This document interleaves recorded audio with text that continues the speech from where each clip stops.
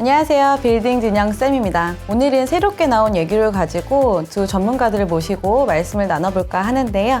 아이언키님과 서현웅 마스터를 모셨습니다. 재개발 마스터에서 빌딩 전문가로 거듭 태어나고 있는 아이언키입니다. 반갑습니다. 빌딩 진영쌤 아카데미에서 실무를 총괄하고 있는 서현웅 마스터입니다. 반갑습니다. 반갑습니다.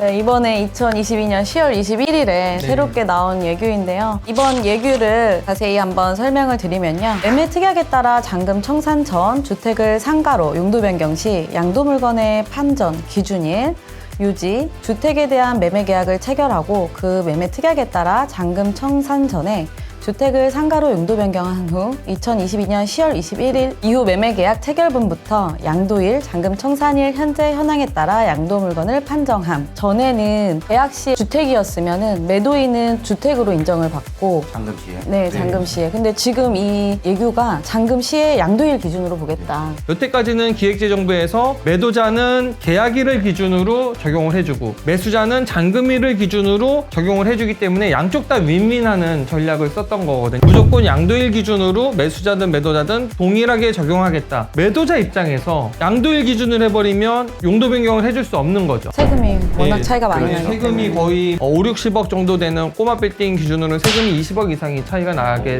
때문에 아예 팔 수 없는 구조가 되는 거예요.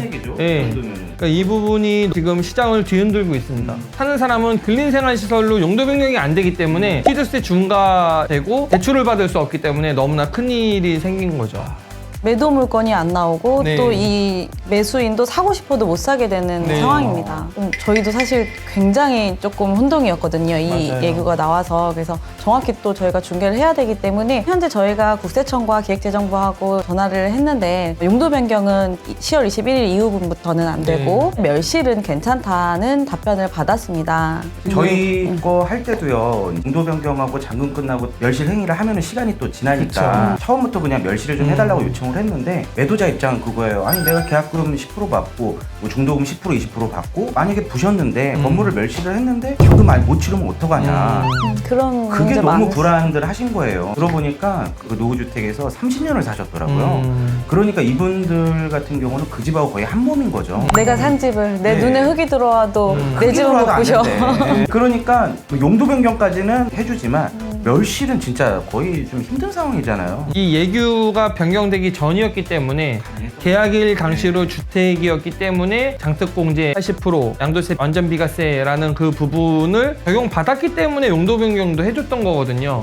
근데 2022년 10월 21일 이후에 계약된 건에 대해서는 이런 투자를 할 수 없다는 게 가장 핵심이죠. 저희가 투자할 수 있는 단독주택이나 다가구주택의 매물이 줄어드는 거에 대한 부분이 가장 아쉽고 시장에 나올 물건이 세 가지 정도로 이제 추려져요. 네. 첫 번째는 보호주택을 정말 그 매도자께서 이해를 하셔서 멸실이 되는 건물. 네. 물론 이제 이거는 이제 그 이후에는 신축밖에 방법이 없는 거고요. 네. 두 번째는 뭐 다른 이제 아파트 살면서 다가구 주택 갖고 계신 분들 그리고 덧붙여서 이제 다세대 주택을 갖고 계신 분들이 있어요. 뭐 101호, 102호, 104호, 104호 네. 이런 식으로 호수별로 이렇게 등기가 다른 경우 이런 분들은 또 다주택자거든요. 그리고 세 번째는 그냥 올 근린생활시설.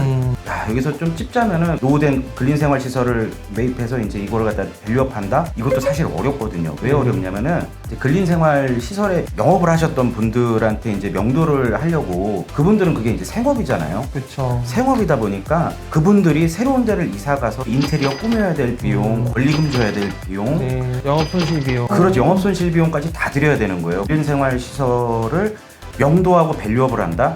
중간에서 빠지는 돈이 너무 많아요. 그래서 사실 좀 그거는 좀 희박한 일이고 찾기가 정말 힘들 것 같아요. 이번 얘기는 다주택자 분들한테는 좋은 얘기거든요. 그렇죠. 예, 일부러 네. 이제 근생으로 용도 변경하고 이걸 매매하려고 해도 또 실질과세라고 해서 이걸 실제 주택으로 보고 이렇게 하는 경우였는데 다세대 주택에 대해서 말씀드리자면은 이미 다세대 주택이신 분들이 많이 팔았어요. 전 정권에서 많이 파셨어요. 맞아요. 왜? 지금 종부세를 엄청나게 부과했었거든요. 그래서 이미 한번 그거 맞아보신 분들이 이미 손해보고 다 파신 상황이고 그러다 보니까 그런 물건이 나올 확률이 또 희박하죠. 앞으로는 밸류업할 수 있는 물건들이 정말 적게 나올 거예요. 적게 나오다 보니까 정말 옥석을 잘 가려야 되고 준비가 되어 있어야 이제 물건을 잡고 밸류업 행위를 할 수 있고 근데 그 전에 충분한 공부를 하셔야 돼요. 막 그냥 나왔다고 그냥 막 투자하시면 안 되고 철저하게 공부를 미리 하고 계시고 정보를 많이 얻고 계시다가 타이밍이 왔을 때는 정말 과감하게 투자를 좀 하시는 거를 권장을 드립니다. 매물 자체가 적다 보니까 저희 투자자들은 몇 명이서 지분을 투자해서 아예 신축할 수 있는 매물을 사서 레버리지 좀 덜 쓰더라도 자본을 더 많이 에쿼티를 실행시켜가지고 매수를 한다거나, 아니면 대표님 말씀하신 것처럼 올근생 건물 중에서 그나마 기존에 이미 공실이 나 있거나 명도가 어느 정도 협의가 된 매물들 리모델링 투자를 한다 그러면 그 옵션밖에 없을 것 같고요.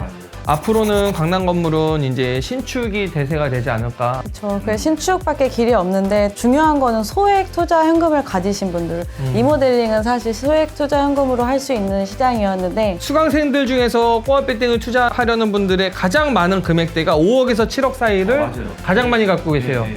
근데 불과 2, 3개월 전, 한 6개월 전만 하더라도 연남동 같은 데는 5억에서 7억으로 20억대 중후반에서 30억대 초반 정도면 단독주택인 다가구건물 사서 리모델링 하는 투자가 가능했던 금액이었거든요. 5억, 7억으로 할 수 있는 옵션이 줄어든 게 아니라 없어졌다는 게 핵심인 것 같고, 지역 선정도 중요하잖아요. 이럴수록 더 신중해야 돼요. 예. 마포에 신축을 해도 신축 비용은 똑같고 맞아요. 강남에 신축해도 신축 비용은 똑같은데 강남 지역의 매물을 보시고 투자를 하셔야 된다고 저는 생각을 합니다. 예를 들어서 이제 40억 사서 20억 공사비 들여서 우리가 다 돈 들어가는 게 60억인데 60억이란 비용을 들여서 뭐 100억대에 판다라고 했을 때 내 건물을 사줄 사람들의 수요가 마포보다는 강남의 수요가 훨씬 많기 때문에 대표님 말씀해 주신 게 너무 맞는 말씀이에요. 같은 신축을 할 거면 공사비도 똑같은데 굳이 마포구나 용산구 하는 것보다는 저는 부동산 투자할 때 항상 매각할 때가 더 중요하다고 생각하는데 그 엑시트 전략을 따져서도 너무나 맞는 말씀인 것 같아요. 네, 마포구는 사실 실수요자들도 많아요. 4억으로 본인들이 직접 신축해서 사용하시는 분들 그런 수요도 많은데 강남은 뭐 그런 실수요도 있지만 우선 투자자분들이 좀 많으시거든요. 그래서 투자의 개념으로 보신다면 강남으로 신축을 하시는 것이 좋고 멀리 보고 이제 하려면은 강남이 훨씬 낫다는 거죠. 네. 네. 이런 방송 나가면 또 마포 건물주 분들 뭐 이게 난리 나는 거 아닙니까? 댓글 막 뭐, 야 예를 니네 들어 뭐야 막 이러면서 마포입니다, 난리 나는 거 예를 아닙니까? 마포 건물주분들이 오해를 안 오해하지 하셨으면 마세요. 좋은 게 네. 저도 네. 마포 건물주고 두 분도 네. 마포, 저희 셋 다 마포 건물주입니다, 여러분. 저희가 마포구를 네. 뭐 그렇지 않게 되면 왜 그 비싼 돈으로 마포구에 투자를 그럼요. 했겠어요. 네, 오해하지 마십시오. 오해하지 마. 네. 저희는 마포 건물주입니다, 지금. 네. 강남 건물주이기도 하지만. 네. 그럴까봐 마포 네, 용도 변경으로 인해서 소액 투자하실 분들은 뭐 투자를 못 하느냐가 아니라 강남에 신축을 하려면 비용이 많이 들어가기 때문에 공동 투자의 방법도 있다는 걸 좀 설명드리고 싶고, 용도 변경은 이제 이 얘기가 나와서 안 되지만 멸실 조건은 가능합니다. 그래서 저희가 또 할 일이지 않습니까? 네. 매도인분들과 잘 협의를 해서 또 그런 물건을 찾아서 신축을 한다면 내년, 뭐 내후년 이렇게 신축을 못했을 때 신축한 건물들이 또 가치가 올라갈 진하죠. 거거든요. 네, 예. 그럴 때를 보고 또 신축에 투자를 하시는 것이 좋을 것 같습니다. 내가 뭐 5억 있어, 뭐 3억 있어, 혹은 뭐 7억 있어. 근데 지금 아파트 사기 또 불안하잖아요. 그리고 5억하고 네. 7억 투자할 때가 사실 없어. 없어요. 뭐 맞아요. 그렇다고 지금 주식 이렇게 다 떨어지는데 하실 거예요? 코인 말도 하지 마세요. 안 됩니다. 가장 안정적인 자산은 정말 이게 부동산 중에서 저는 이제 건물이라고 생각을 하는데, 근데 말씀 주셨던 대로 그 공동 투자. 근데 그게 이제 리모델링이나 위탁 운영도 적용이 됐었지만 이제는 신축밖에 적용이 안 되니까 신축이라는 게 시간이 굉장히 오래 걸리거든요. 계약하고 잔금까지 대략 6개월, 그리고 이제 그 동안에 설계를 하고 공사를 하는데 또 1년이 걸리기 때문에 오랜 시간 나와 함께할 파트너를 찾는 게 돈을 투자하는 것보다 이 사람을 찾는 게 더 어려운 것 같아요.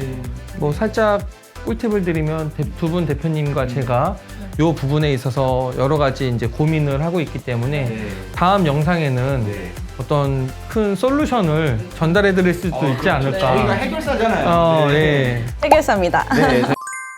네, 오늘 이렇게 새로 나온 얘기를 가지고 두 전문가님들 모시고 이야기를 나눠봤는데요.